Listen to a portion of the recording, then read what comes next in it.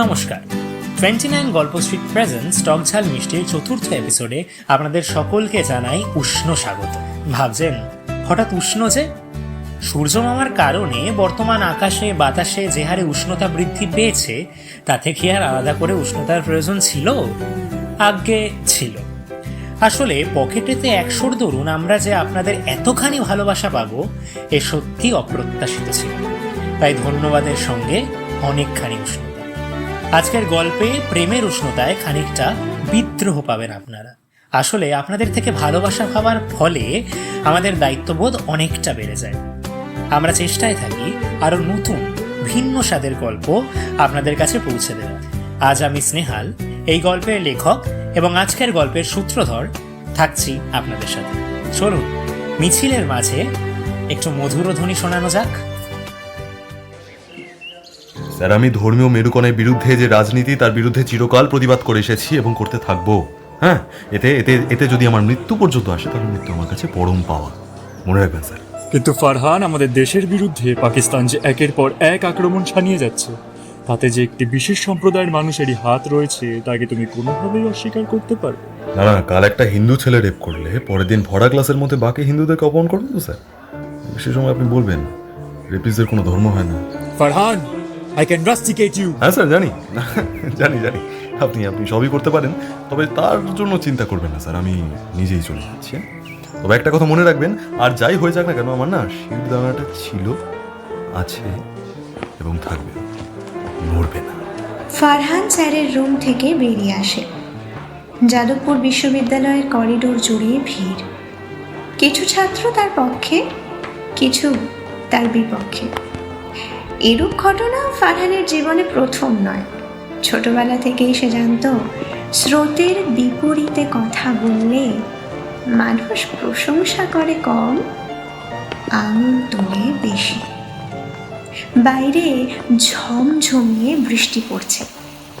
ভিড়কে উপেক্ষা করে মাথা উঁচু করে ক্যাম্পাস থেকে বেরিয়ে যায় ফারহান। তার কাছে ছাতা নেই, গাড়ি ঘোড়া তুলনামূলকভাবে কম, তবে তাকে আজ তাড়াতাড়ি বাড়ি ফিরতে হবে।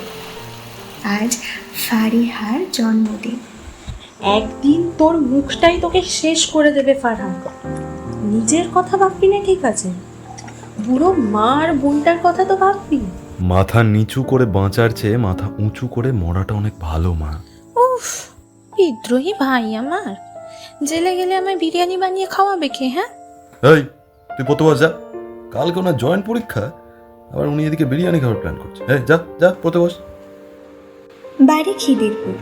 সৃজিতদার ভাষায় বলতে গেলে আমাদের দেশের মধ্যে আরেকটা দেশ। বাড়িতে লোকজন বলতে তার আম্মি এবং বোন।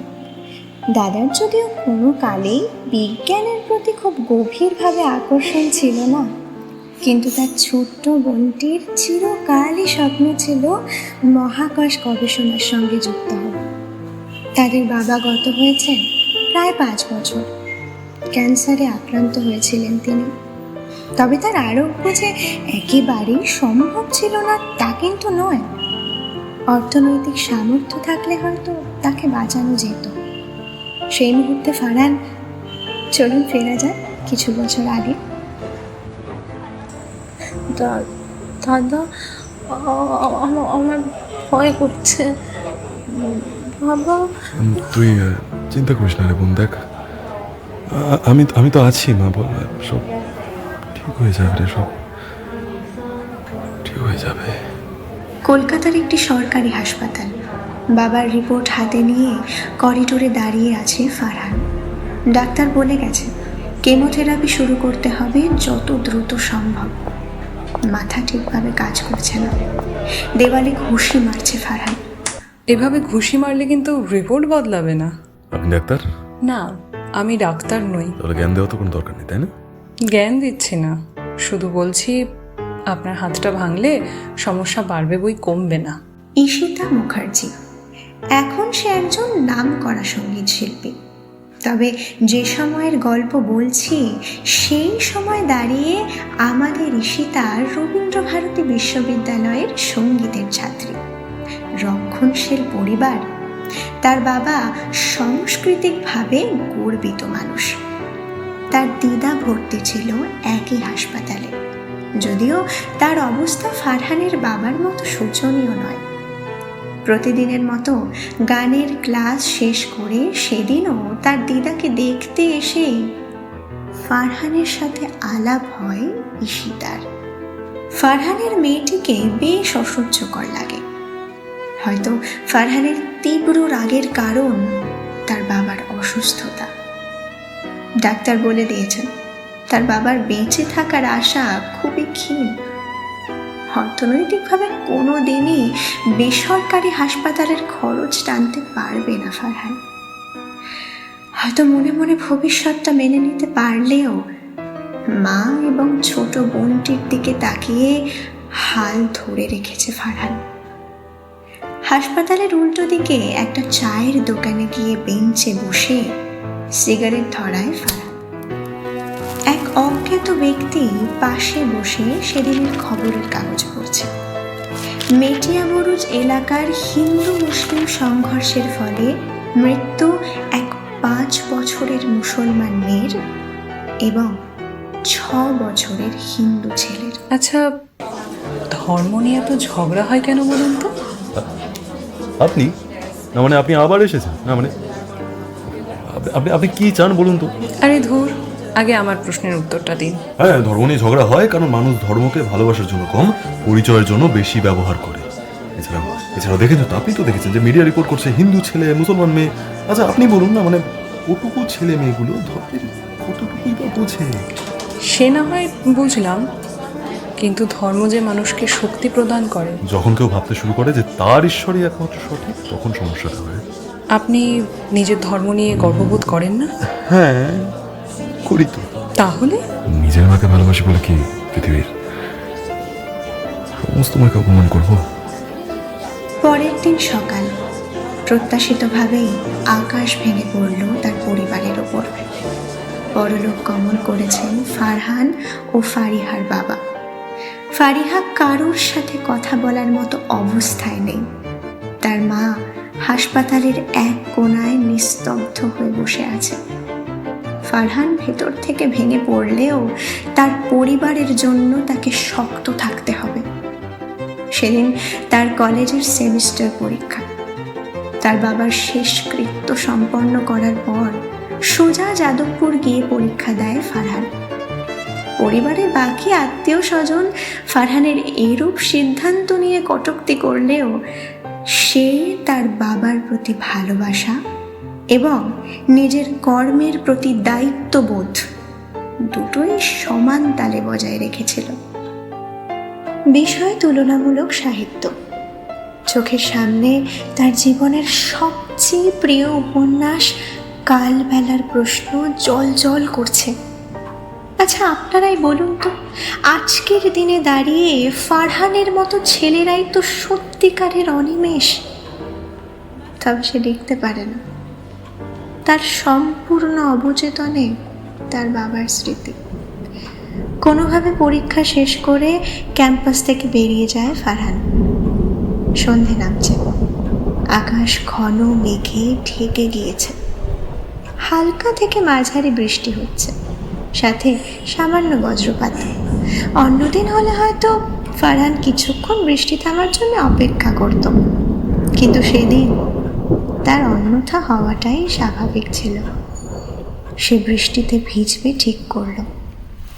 একাংশের কাছে বৃষ্টি ভেজা মানেই হয়তো রোম্যান্টিজম, তবে ফারহানের কাছে বৃষ্টি ভেজা ছিল সেই হাজারো দুঃখের অবসান যা তার মনে বালির স্তূপ হয়ে বাসা বেঁধেছিল। হাঁটতে হাঁটতে একটা নির্জন গলির সামনে এসে পৌঁছয় ফারহান। হঠাৎ একটা মেয়ের চিৎকার পায় সে। রাস্তা ছাড়ুন। এক কাপ চা টুকুই তো খেতে বলো, এত থেমা কিসের তোর? আমি বলেছি রাস্তা ছাড়তে, নইলে কিন্তু। নইলে কি মামুনি? মারবে? বলছি একটু গান শোনাবে নাকি মামুনি? হ্যাঁ, এমন মধুর সন্ধ্যায় একাকী। হ্যাঁ, শেষবারের মতো বলছি, সরে দাঁড়ান। আর না দাঁড়ালে কি হবে শুনি? তাহলে আমি বলি কি হবে? এই কে বে তুই? কেউ না। তাহলে তো মাঝখানে বকতে এসেছিস কেন? কারণ ও তো স্পষ্ট করে বলছে না ওকে রাস্তাটা ছেড়ে দিতে। মুখে খুব বুলি ফুটেছে খোকা। রাস্তা তো ছাড়বো না, কি করবি? ফারহান শেষবারের মতো চেষ্টা করেছিল কথায় কথায় ব্যাপারটা মিটিয়ে দিতে, কিন্তু মানুষ যুক্তির ভাষা বোঝে না, তারা শুধুমাত্র বোঝে ক্ষমতার ভাষা। প্রথম ধাক্কাটা আচমকাই এসেছিল, প্রস্তুত ছিল না ফারহান। এক পা পিছিয়ে গিয়ে নিজেকে সামলে নেয় সে। তারপর কিছু সেকেন্ডের মধ্যেই পরিস্থিতি বদলে যায়। রাস্তার মাঝখানে শুরু হয়ে যায় ধাক্কাধাক্কি। একজন হাত চেপে ধরার চেষ্টা করে, একজন পিছন থেকে ধাক্কা দেয়। সকালবেলা বাবাকে কবর দেওয়া ছেলেটার শরীরে হয়তো শক্তি খুব বেশি ছিল না, কিন্তু সেদিন তার ভেতরের জমে থাকা রাগটা ছিল ভয়ঙ্কর। একটা সময় মারপিটটা আর ঈশিতাকে নিয়ে ছিল না, ছিল অপমান, শোক আর অন্যায়ের বিরুদ্ধে জমে থাকা ক্ষোভের বিস্ফোরণ। গলির মোড়ে কয়েকজন দোকানদার ছুটে আসতে ছেলেগুলো পিছিয়ে যেতে শুরু করে। যাওয়ার আগে একজন শুধু হুমকি দিয়েছিল। ফারহান তার দিকে আক্রোশের চোখে তাকিয়েছিল, কোনো উত্তর দেয়নি সে। আপনাকে যে কি বলে ধন্যবাদ জানাবো। এমনিতেই আপনি আমার কারণে গতকাল খুব বিরক্ত হয়েছেন। না না,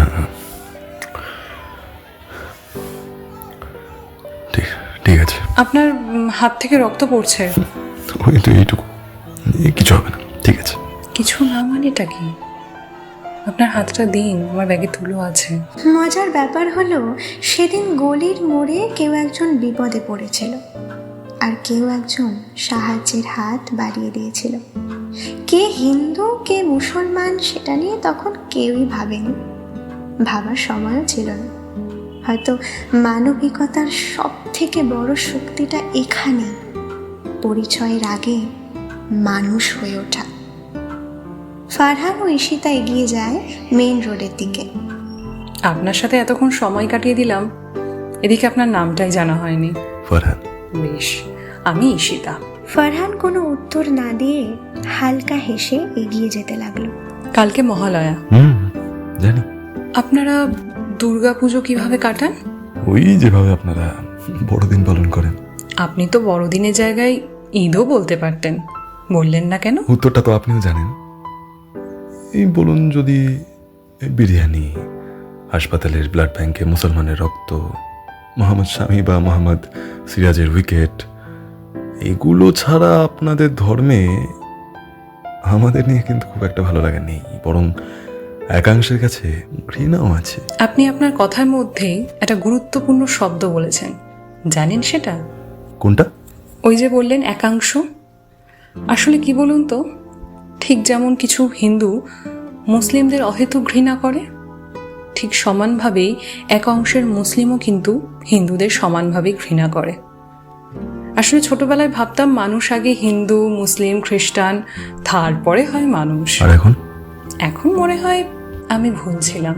যেই ছেলেটা আমাকে বাঁচালো তার ধর্মটা আমার জানা ছিল না, বরং জানার প্রয়োজনও হয়নি। ফারহান তার কথার কোনো উত্তর দিল না। ঈশিতা বলল,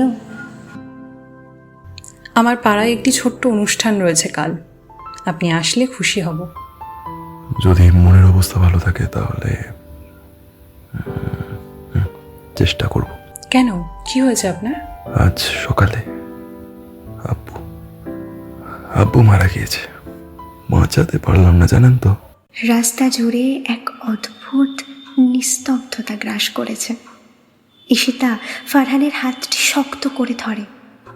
ফারহান প্রেমের কিছু অনুভূতি অনুভব করেছিল কিনা জানি না, তবে একটা বন্ধুত্বের ছোঁয়া সে অনুভব করেছিল, যেই ছোঁয়ার দ্বারা ঈশিতা হয়তো বোঝাতে চেয়েছিল, আমি পাশে আছি, আমি আছি তোমার পাশে।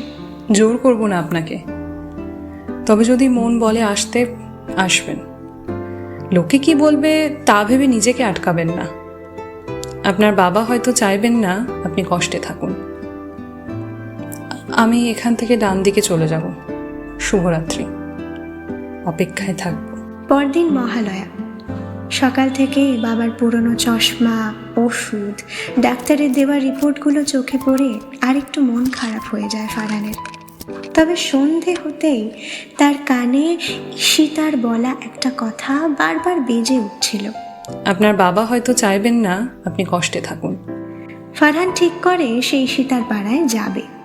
আলো ঝলমলে রাস্তা। এত আনন্দের মধ্যেও আনন্দ খুঁজে পেতে কতটা কষ্ট হয় কিছু মানুষের, তার জীবন্ত উদাহরণ ফারহান। স্টেজে উঠেছে ঈশিতা। সে গান ধরেছে, ক্লান্তি আমার ক্ষমা করো প্রভু। গানটা এর আগে বহুবার শুনেছে ফারহান, কিন্তু এই প্রথমবার সে গানটি অনুভব করল। গান শেষে ভিড়ের মধ্যে ফারহানকে দেখতে পেয়ে তার দিকে এগিয়ে যায় ঈশিতা। ধন্যবাদ আসার জন্য। আমার গান কেমন লাগলো? খারাপ না। জাস্ট খারাপ না? বাবা, বিশ্বাস করুন, এত বড় প্রশংসা আমি জীবনেও পাইনি। আপনি পুজোয় বেরোন? পুজোয় বের হই, মানে খুব একটা না। কেন? না মানে ভয় লাগে, মানে ভিড়কে ভয় লাগে। ভালোই মিথ্যে বলতে পারেন আপনি। আপনি এই শয়তানগুলোকে ভয় পান না, অথচ পুজোর ভিড়কে ভয় পাবেন। দেখুন, একজন মানুষ তো ভুল করতেই পারে, তবে একটা ভিড় অনেক বড় একটা ভুল করতে পারে। আপনি সব কথাতেই রাজনীতি তুলে আনেন কেন? পলিটিক্যাল বলে তো কিছু হয় না ম্যাডাম। আচ্ছা, একটা কথা বলুন তো, গতকালের ঘটনাটা যদি না ঘটতো তাহলে কি আপনি আমার সঙ্গে এইভাবে হাঁটতেন? সম্ভবত না। তাহলে তো এই ছেলেগুলোকে একটি ধন্যবাদ দেওয়া উচিত। এতটাও নয় তাই বলে। কেন? কারণ কারণ আমি ওদের পছন্দ করি না। আর আমাকে?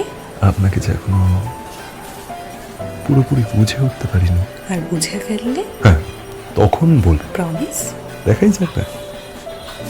এই দিনের 3 বছর পর ফারহান তখন কলেজের জনপ্রিয় ছাত্রনেতা। একটা সাম্প্রদায়িক উত্তেজনার ঘটনার পর শহরে বিক্ষোভ হয়। ফারহান প্রকাশ্যে হিন্দু মুসলিম উভয় পক্ষের উগ্রতার সমালোচনা করে। এর ফলে রাজনৈতিকভাবে প্রভাবশালী কিছু লোক ক্ষুব্ধ হয় এবং তাদের মধ্যে ছিলেন ঈশিতার বাবা। একদিন শহরে একটা অগ্নিসংযোগের ঘটনা ঘটে। আসল অপরাধীরা অন্য কেউ, কিন্তু কয়েকজন ছাত্র নেতার নাম জড়িয়ে দেওয়া হয়। তাদের মধ্যে ফারহানও ছিল একজন।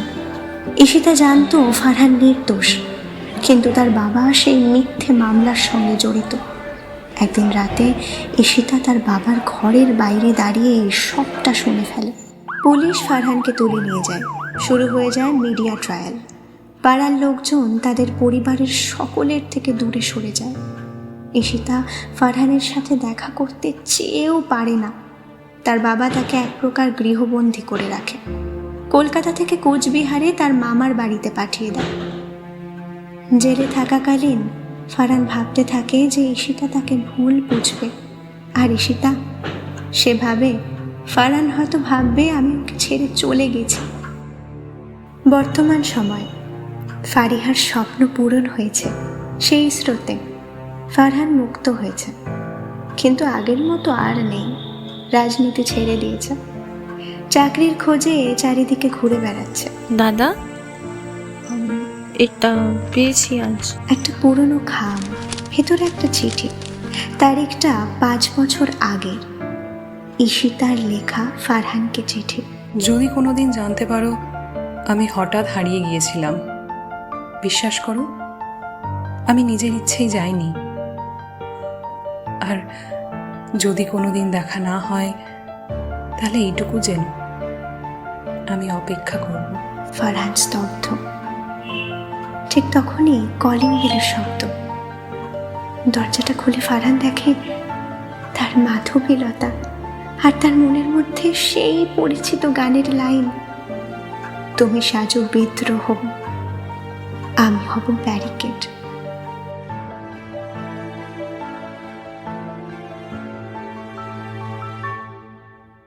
আজকের মতো এখানেই শেষ। কাঁটা তারের ওপারে নয়। গল্পের মূল ভাবনার পেছনে আমার বন্ধু সন্দর্ভ, গল্প পাঠে শারণ্য, ঈশিতার চরিত্রে ভাস্বতী, ফারহানের চরিত্রে সৌম্যজিৎ, ফারহানের বোন এবং মায়ের চরিত্রে বিহু, ফারহানের শিক্ষকের চরিত্রে ইন্দ্রাশিস এবং কিছু গুরুত্বপূর্ণ পার্শ্ব চরিত্রে অভিরূপ এবং অরিজিৎ। আপনারা আমাদের কমেন্ট সেকশনে অবশ্যই আপনাদের মূল্যবান মতামত জানাবেন। আজ তাহলে এখানেই থাক। আর হ্যাঁ, আপনাদের জন্য একটি সুখবর রয়েছে। আপনারা আপনাদের লেখা বা সংগ্রহ করা কোনো ফিকশনাল গল্প আমাদেরকে পাঠিয়ে দিতে পারেন আমাদের অফিসিয়াল ইমেল আইডি 29গল্পস্ট্রিট@gmail.com এ।